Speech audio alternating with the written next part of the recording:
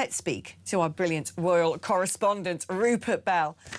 Where do I begin? Let's play the game of where are they going to go? Because like I said to Angela Levin earlier, if I was a betting woman, I think they're going to be coming down the Cotswolds because, you know, Meghan loves that Soho farmhouse. She loves everything Soho House. Also, Ellen What's-Her-Face was there and Beyonce and Jay-Z were going to buy something there. And plus, Harry kind of spent most of his time growing up there. So I thought, well, that's it. That's where they're going to, you know, bring their privacy tour to. But Angela seems to think they're going to move to London. What's your bet? Well, it depends where the school is, and that will reveal all, and we're not sure. But presumably, they've been planning this for some time. You don't just suddenly announce that you're coming to this country and we've got school places. If you're normal, you actually have to work something out.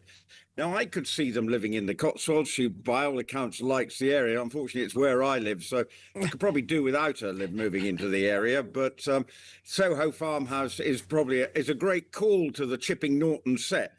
So I'm not sure. It will be interesting where they do finally park their suitcases in this country. It's got so much. The question surrounding Prince Harry and Meghan Markle's future has taken another interesting turn. Where could the Sussexes actually choose to spend more time in Britain?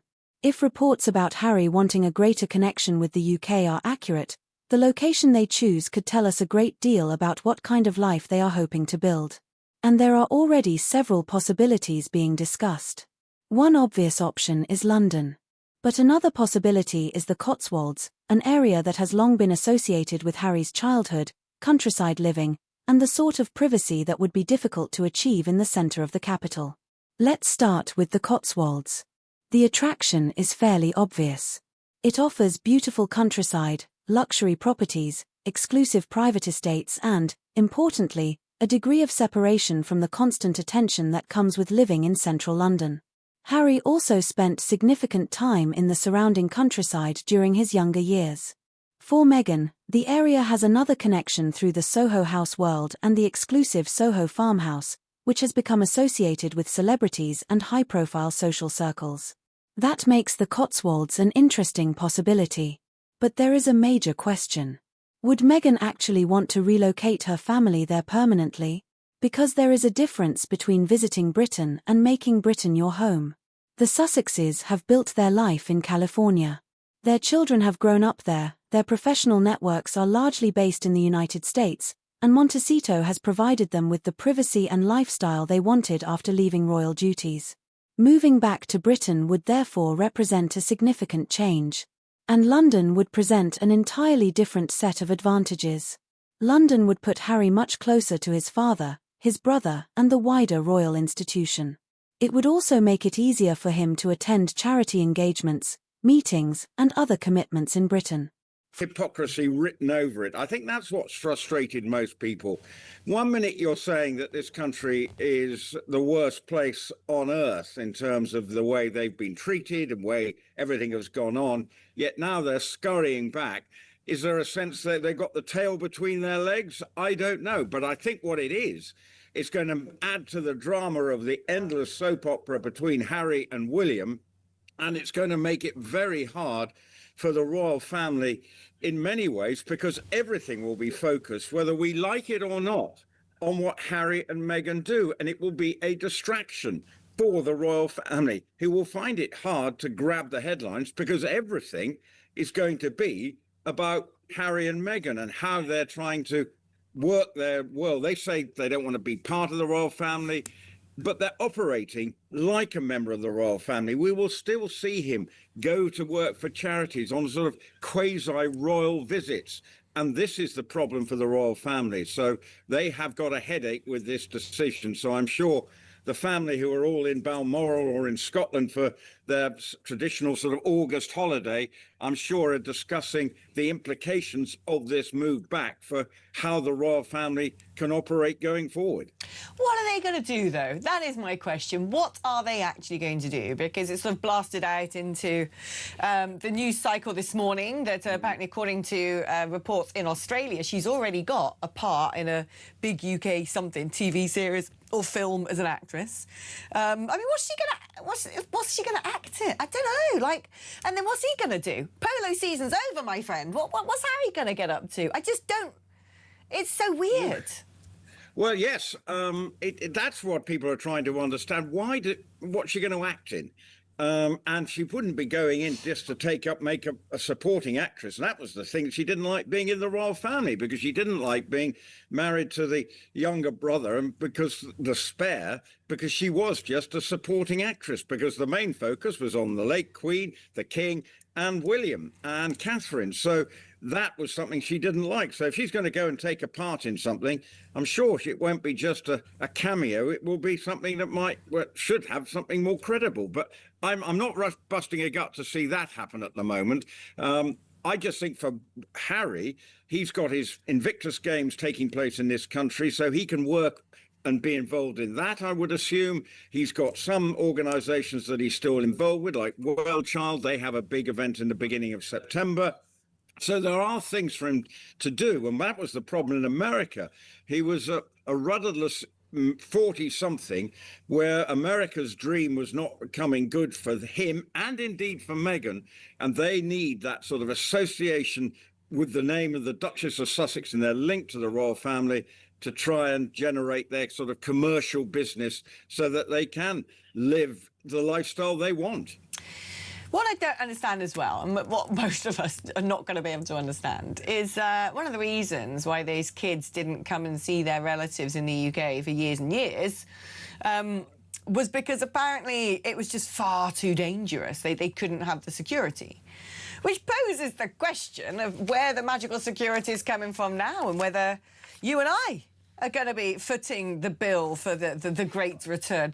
Let's have a listen, before I come back to you, Rupert, to Andy Burnham on Harry and Meghan's security. Well, this is a private matter. It's a matter for Harry and for Meghan, and we wish them well in the move that they're making. Well, they say it's a private matter, so they're going to be paying for it privately, do you think, Rupert? Well, you'd hope so, because I don't think there's a stomach from the taxpayer money to be spent on Harry and Meghan, and they need to find ways of funding their security. At what level? Of course, he lost the court case recently, and so he's got which might actually cost him a small fortune to settle the legal fees as a result of his suit against Associated Newspapers, which was summarily thrown out. So he's got issues, and he needs to generate money. But I think for his security, why has the landscape changed so much that he suddenly feels safe to come here? That's going to be the big question. But he's been told that he shouldn't be doing any interviews. He needs to regain trust. So we probably will never know. And that will be, I think, the frustrating thing. Will he have full-blown security? Will the children, when they go to school, have security? Because that would be quite normal. I assume there is security, say, for Prince William's children at Lambrook, and there will be levels of security at Eton for Prince George. But what will Harry and Meghan's security look like? I use as an example, the Tyndalls are the example of the way the Harry... From a practical perspective, it could make sense.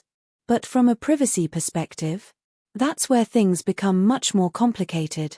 Harry has spent years arguing that his security arrangements in Britain are inadequate. London is one of the busiest cities in the world, and a permanent residence there would inevitably attract attention. Even if the couple chose a heavily protected property, they would still be living in one of the world's most photographed cities. The Cotswolds, by comparison, could potentially offer a quieter environment. And this is where the speculation becomes particularly interesting. If Harry and Meghan were genuinely looking for a British base, perhaps they wouldn't necessarily need to choose between London and the countryside. They could potentially have access to both. A countryside property could provide privacy and family time, while London could remain available for work and official engagements. That arrangement would also resemble the way many wealthy and prominent families divide their time. But the bigger question isn't simply where they might live. It's why now? Why has the possibility of spending more time in Britain become such a recurring subject? For years, the Sussexes appeared firmly established in California. Their decision to leave Britain was presented as part of a new chapter. Now, however, Britain appears to be increasingly relevant to Harry's plans. That doesn't necessarily mean a permanent relocation is imminent. It could simply mean that Harry wants to rebuild some of the connections he left behind. And there is an important distinction between Harry wanting to spend more time in Britain and the entire Sussex family moving back. Those are two very different propositions. There is also the question of the children. Any move would affect Archie and Lilibet most of all. They have spent the majority of their lives in the United States. A move to Britain would mean a new environment, potentially a new school, new routines, and much closer proximity to the royal family. Harry and Meghan should operate. They are not part of the royal family. They have a commercial businesses. Mike Tyndall has lots of things that he's involved in generating money, as does Zara, yet they just get on with their life, no fuss, no bother, and that needs to be the model for the Sussexes to adopt. Will they? No, but I don't think they will, because they love the drama and being centre of attention, which is something they need to learn to not be if they want to get the support of the British public back, I'm pretty sure. How close are the Tyndalls to Harry and Meghan? Is that like a, do they maintain good relations?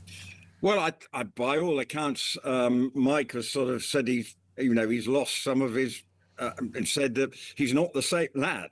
And I think that's implying since he got married. And a lot of people have said that. I'm sure there's been communication, but they need to look at what they do, even if they may not be close to them, as to how they are operating their lives to very successfully in many ways. Zara still continues to compete, doing a 3-day eventing. She won a big event last week, the British Open Championship. So she's able to carry on her life without any sort of undue attention. And that, I think, has to be the model for the Sussexes, and we're hopeful. But for William and Harry, will they get back together again? Never say never. But the problem is, at the moment, is just a broken relationship. And that will be the focus of attention all the time. Are they getting back together again? What's the situation going to look like when William ascends to the throne, whenever that is? So it's going to be a continual drama, soap opera, that is going to, I think, be a burden to the royal family, who are continuing to try and go about their business as normally as possible. I can't wait for the country to be constantly distracted from our doom and gloom by the only way is Sussex. Oh, Rupert, always great to catch up with you. We'll have to compare notes on our corners of the Cotswolds and take bets on which part they come to. I live in fear, much like you do. That would be a major decision for any parent. And then there is the relationship with the wider royal family. A move closer to London or the Cotswolds could theoretically create more opportunities for Harry to see relatives. But geography alone cannot repair relationships. If there are unresolved personal disagreements, simply moving across the Atlantic doesn't automatically solve them. So where does that leave us? The Cotswolds certainly has some obvious advantages. It's private, picturesque, and already connected to Harry's past. London offers convenience, connections, and proximity to the institutions and people that remain important to Harry. And then there is always the possibility that the Sussexes simply maintain their American base while using Britain as an occasional second home. That may ultimately be the most realistic scenario. For now, though, the debate continues. Is Harry looking for a genuine return to Britain? Is this simply about having a convenient base for visits? Or are we watching the early stages of a much bigger change in the Sussexes' long-term plans? Until the couple themselves confirm their intentions, all of these possibilities remain speculation. But one thing is certain: if Harry and Meghan do eventually establish a significant British home, the location will be fascinating. Because whether it's the countryside of the Cotswolds or the heart of London, their choice would reveal a great deal about the future they are trying to build. So, what do you think? Would the Cotswolds make more sense for Harry and Meghan, or would London be the more practical choice? And do you believe the Sussexes could realistically establish a long-term life in Britain again? Let me know your thoughts in the comments. If you enjoyed this royal breakdown, please like the video, subscribe to the channel, and turn on notifications so you don't miss our next update. Thanks for watching, and I'll see you in the next video.